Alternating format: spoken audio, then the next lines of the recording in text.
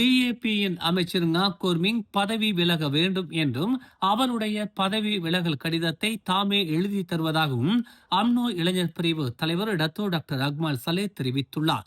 ஜொஹூர் தேர்தலில் பரிசான் மகத்தான வெற்றியை பதிவு செய்துள்ளது. 56 சட்டமன்றங்களில் 48 சட்டமன்றங்களில் பரிசான் வெற்றி பெற்று எந்த கட்சியின் முதுகில் ஏறி சவாரி செய்யாமல் பரிசான் ஆட்சி அமைக்கிறது என்று டத்தோ டாக்டர் அக்மல் சலே தெரிவித்தார். தேர்தல் பிரச்சாரத்தில் பரிசான் ஜொஹூரில் அதிக பெரும்பான்மையில் வெற்றி பெற்றால் பதவி விலகுவேன் என தெரிவித்த டிஏபியின் துணை தலைவர் இப்போது அமைதியாக இருக்கிறார் என்று குறிப்பிட்டார். அவருக்கு பதவி விலகும் கடிதம் எழுத தெரியவில்லை என்றால் அந்த கடிதத்தை தாமே இலவசமாக எழுதி கொடுப்பதாக டத்தோ டாக்டர் அக்மல் சலே தெரிவித்துள்ளார். ஜொஹூரில் பரிசான் பெரும்பான்மையில் வெற்றி பெற்றால் அமைச்சர் பதவியிலிருந்து விலகுவதாக தாம் எங்கும் தெரிவிக்கவில்லை என்று வீடமைப்பு மற்றும் உள்ளூராட்சித்துறை அமைச்சர் கோர்மிங் விளக்கம் அளித்துள்ளார். தேர்தலின் போது தனியார் ஊடகத்திற்கு வழங்கிய நேர்காணலை அம்னோவினர் மீண்டும் பார்க்க வேண்டும் என்று அவர் வலியுறுத்தினார். 51.4 பில்லியன் ரிங்கிட் ஊழல் வழக்கில் முன்னாள் பிரதமர் டதஸ்ரீ நஜீப் துன் ரசாக் விடுதலை செய்யப்பட்டால் தாம் பதவி விலகுவதாக தெரிவித்ததாக கோர்மிங் குறிப்பிட்டார். நஜீப் விடுதலை செய்யப்பட்டால் அது நாட்டின் நீதித்துறையின் மீதான நம்பகத்தன்மையை சீர்குலைக்கும். ஒரு வழக்கறிஞராக நானே நஜீப்பிற்கு எதிராக வாதாடுவேன் என்று அவர் கூறினார். இப்போது மலேசியர்கள் 51.4 பில்லியன் கடனில் இருக்கிறார்கள்.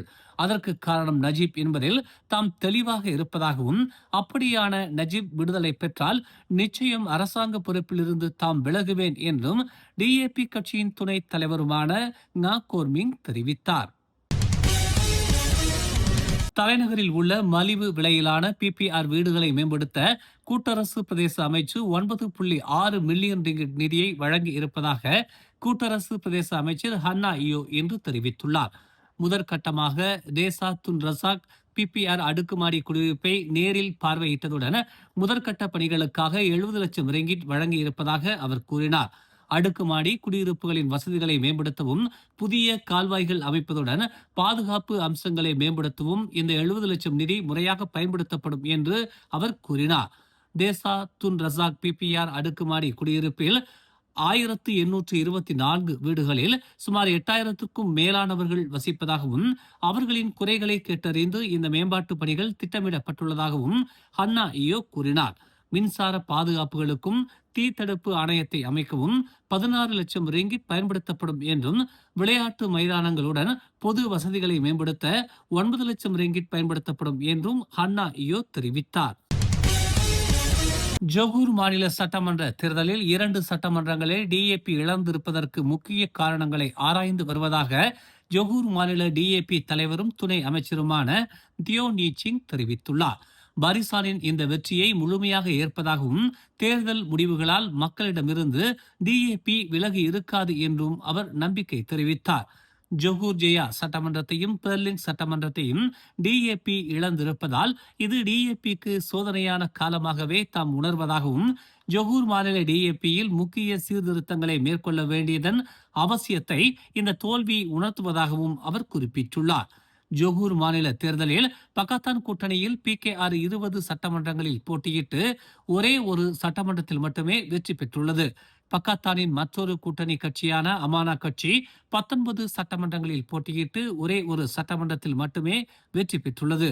டிஏபி கட்சி 17 சட்டமன்றங்களில் போட்டியிட்டு 6 சட்டமன்றங்களில் பெற்றிருக்கும் வெற்றி நிறைவானது இல்லை என்றாலும் இழந்த சட்டமன்றங்களை மீண்டும் பெறுவதற்கான நடவடிக்கையில் ஜொஹூர் மாநில டிஏபி மேற்கொள்ளும் என்று ஜொஹூர் மாநில டிஏபி தலைவரும் துணை அமைச்சருமான தியோ நீச்சிங் தெரிவித்துள்ளார். ஜொஹூர் தேர்தலில் பரிசான் நேஷனலின் மகத்தான வெற்றியானது ஜொஹூர் மலாய் முஸ்லிம் தலைமையின் கீழ் நீடிக்க வேண்டும் என்ற பாஸ் கட்சி தலைவர் அப்துல் ஹடி அவாங்கின் அழைப்பை பிரதிபலிக்கிறது என்று ஜொஹூர் பாஸ் தலைவர் தெரிவித்துள்ளார். தேர்தல் முடிவுகள் ஹடியின் விருப்பம் நிறைவேறி உள்ளது என்பதை காட்டுவதாக ஜொஹூர் பாஸ் கட்சியின் தலைவர் மஃபோர்ட்ஸ் முகமது ஒரு அறிக்கையில் தெரிவித்துள்ளார். மாநில தேர்தலுக்கு முன்னதாக மலாய் முஸ்லிம் அரசியல் அதிகாரத்தை பாதுகாக்கும் பொருட்டு கூட்டணிக்கு எளிய பெரும்பான்மை கிடைக்காத பட்சத்தில் ஜொஹூர் அரசாங்கத்தை அமைப்பதில் பரிசான் நேஷனலுக்கு ஆதரவளிக்க பாஸ் தயாராக இருப்பதாக ஹாடி கூறியிருந்தார். ஜொகூரில் உள்ள பெரும்பாலான மக்களும் வாக்காளர்களும் பக்கத்தான் ஹராப்பானையும் குறிப்பாக டிஏபி கட்சியையும் நிராகரித்துள்ளனர் என்பதையும் தேர்தல் முடிவுகள் வெளிப்படுத்தியுள்ளன என்று மஃபோட்ஸ் கூறினார்.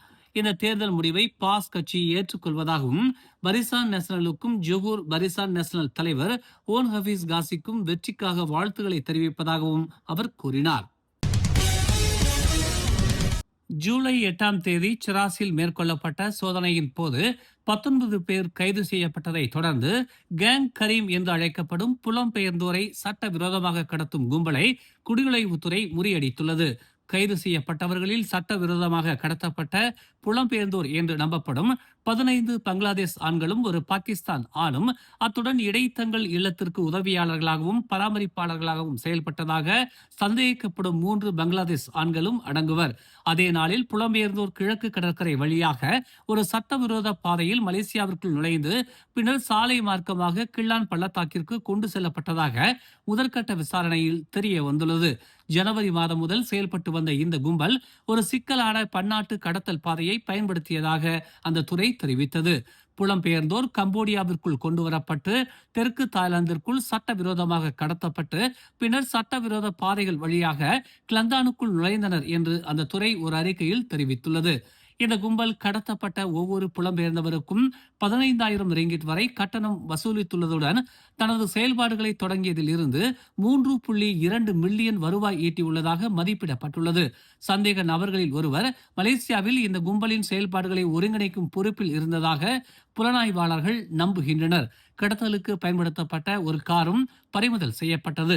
20 முதல் 52 வயதுக்கு உட்பட்ட புலம்பெயர்ந்தவர்கள் ஆழ்கடத்தல் மற்றும் புலம்பெயர்ந்தோர் கடத்தல் தடுப்பு சட்டத்தின் கீழ் மேலதிக விசாரணைக்காக புத்ராஜயா குடிநுழைவு முகாமில் வைக்கப்பட்டுள்ளனர்.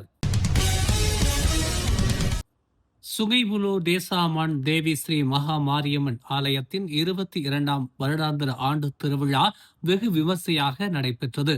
ஏராளமான பக்த மெய்யன்பர்கள் கலந்து கொண்டு தங்கள் வேண்டுதலை நிறைவேற்றினர். சிறப்பு பூஜைகளோடு கோலாகலமாக நடைபெற்ற இத்திருவிழாவில் அன்னதானமும் வழங்கப்பட்டது. இவ்விழாவில் ஓம்ஸ் அறவாரிய தலைவர் ஓம்ஸ் பா தியாகராஜன், இலக்கவியல் அமைச்சர் கோவிந்த் சிங்கின் செயலாளர் சுரேஷ் சிங் உட்பட பல்வேறு முக்கிய பிரமுகர்களும் கலந்து கொண்டனர். அவர்களுக்கு ஆலய நிர்வாகத்தின் சார்பில் சிறப்பு செய்யப்பட்டது. நிகழ்வில் பேசிய ஓம்ஸ் பா தியாகராஜன், வழிபாட்டு தலங்களே நமது பண்பாட்டின் அடையாளம். இங்கு வந்திருக்கும் கூட்டத்தினரை பார்க்கையில் மகிழ்ச்சியா இருக்கிறது என்று தெரிவித்தார். மேலும் ஒற்றுமையே நமது பலம், ஒற்றுமை இருந்தால் மட்டுமே ஆலயம் உட்பட அனைத்தையும் நாம் பாதுகாக்க முடியும் என்றும், எனவே எப்போதும் நமது சமுதாயம் ஒற்றுமையுடன் இருக்க வேண்டும் என்றும் ஓம்ஸ் பா தியாகராஜன் கேட்டுக்கொண்டார்.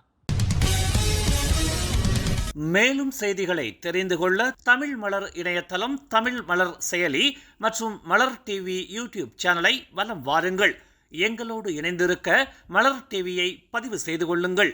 உறவுகள் மகிழ்ந்திட விருப்பம் மற்றும் பகிர்வு சேவையை சொடுக்கிடுங்கள்.